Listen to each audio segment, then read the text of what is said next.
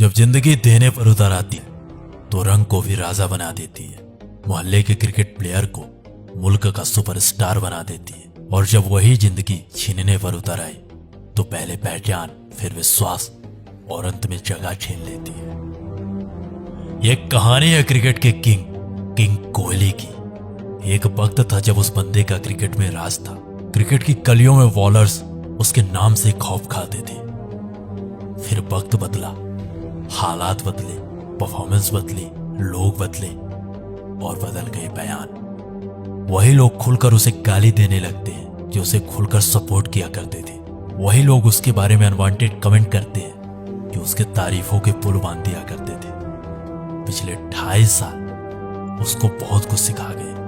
पहले शतकों का सूखा, फिर फॉर्म पर सवाल, कप्तानी गई और अब टीम इंडिया में सिलेक्शन पर भी सवाल।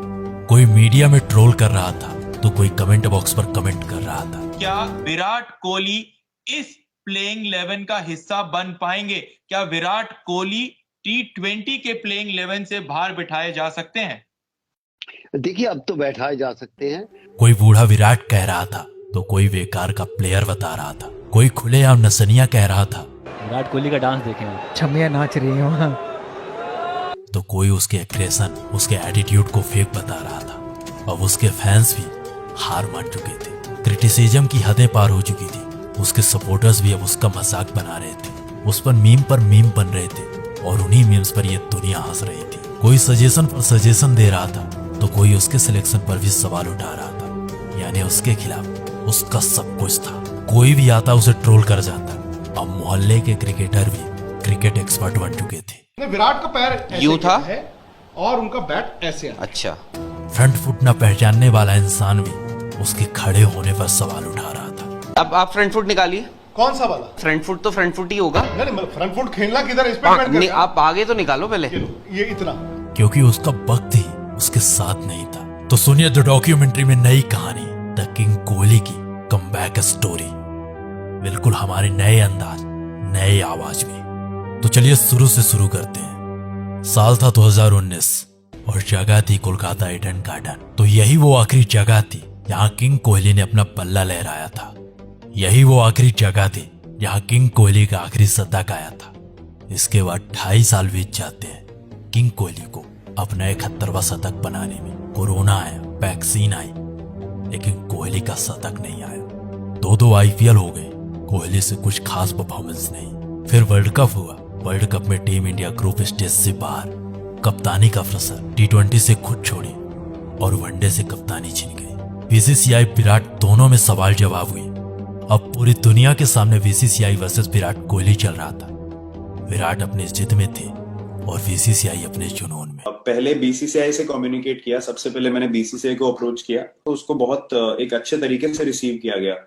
उसमें कोई ऑफेंस नहीं थी, उसमें कोई हेजिटेशन नहीं थी। उसमें मुझे ये नहीं कहा गया था कि आप T20 कैप्टनसी ना छोड़िए, बल्कि उसको बहुत अच्छे से रिसीव किया गया कि बहुत एक प्रोग्रेसिव स्टेप है। और साल के शुरुआत में टेस्ट कप्तानी से भी इस्तीफा। अब सब कुछ दुनिया के सामने था। पूरी दुनिया में BCCI वर्सेस विराट चल रहा था और इन दोनों के बीच की दरार का मजा पूरी दुनिया उठा रही थी। आज हम आपको क्रिकेट की राजनीति के बारे में बताएंगे। आपको लगता होगा कि क्रिकेट सिर्फ एक खेल ही तो है, लेकिन इस खेल में भी राजनीति का खेल चलता है। आज विराट कोहली ने एक धमाकेदार प्रेस कॉन्फ्रेंस करके क्रिकेट में चल रहे राजनीति के खेल को सबके सामने उजागर कर दिया। विराट कोहली ने कहा कि उनसे वनडे टीम की कप्तानी लेने से सिर्फ 1.5 घंटे पहले BCCI ने उन्हें इस बात की जानकारी दी थी कि वो अब वनडे टीम के कप्तान नहीं रहेंगे। अब सब कुछ दुनिया के सामने था और इन्हीं सवालों के बीच में विराट के परफॉर्मेंस में गिरावट आई। अब तैयारी होने लगती है विराट के रिप्लेसमेंट की। कोई श्रेयस को सजेस्ट कर रहा था तो कोई सूर्या को। जितनी मुंह उतनी बातें। लेकिन अब भी सबके सामने एक ही सवाल था, आखिर कौन करेगा विराट को रिप्लेस? कौन देगा वो विश्वास जो पिछले कई सालों से विराट कोहली पूरे भारत को देते आ रहे हैं? कौन बनेगा नए भारत की नई पहचान? कई सजेशंस मिले, कई सिलेक्शंस हुई।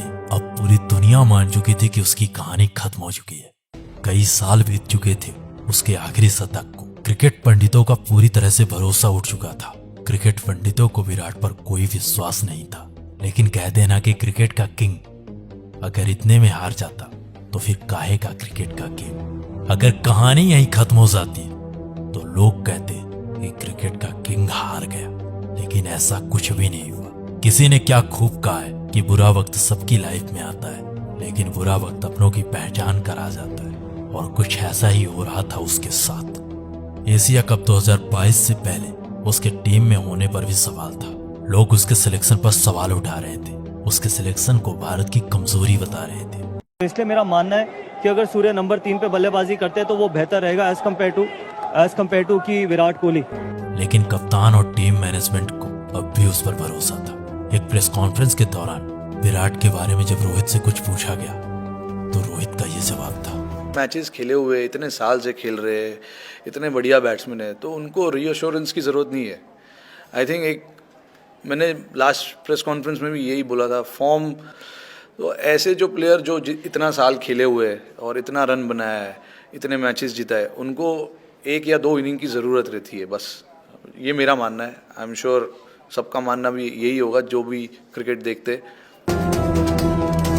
पूरी दुनिया को उससे भरोसा उठ चुका था, पूरी दुनिया उससे विश्वास खो चुकी थी, लेकिन टीम मैनेजमेंट और उसके कप्तान को अब भी उस पर भरोसा था।